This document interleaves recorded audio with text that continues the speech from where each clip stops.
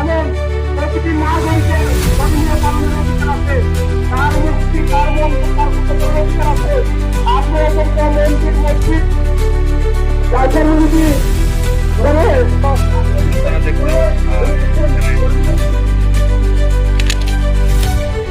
তো এই লেবুতে আমি একটা কথা বলতে চাই, এটা মৌলবাদের বাংলাদেশ না, এটা হচ্ছে সম্প্রীতি সামাজিক সংগঠনের বাংলাদেশ। এটা হিন্দু, মুসলিম, বৌদ্ধ, খ্রিস্টান, মুক্তিযুদ্ধে যেরকম সমন্বয় সমান অধিকার রেখেছিল, এবারও সেম আমরা এখানে হিন্দু থাকবে, মুসলিম থাকবে, বৌদ্ধ থাকবে, খ্রিস্টান থাকবে, সমস্ত বাংলাদেশের কিছু ধর্ম যেটা আছে সবাই থাকবে এখানে, সবার সমান অধিকার।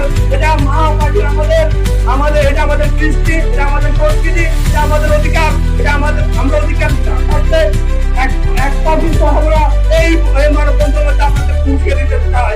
এটা যদি আমাদের জীবন, এখানে জন্ম, আমাদের মৃত্যু আগ পর্যন্ত এই ভূমিতে আমরা আমাদের প্রতিবাদ করছি এবং ভবিষ্যতে করে যাবো।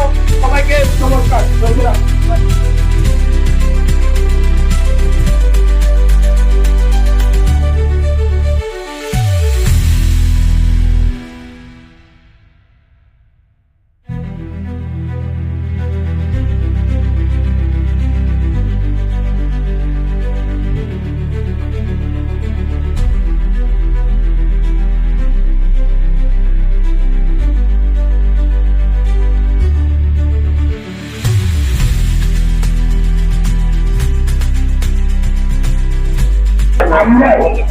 যে গাইবান্ধা যে পলাশবাড়ি প্রভু শ্রীরামচন্দ্রের বিগ্রহ যেটা তৈরি হচ্ছিল সেটা বর্তমানে কাজ স্থগিত করা হয়েছে।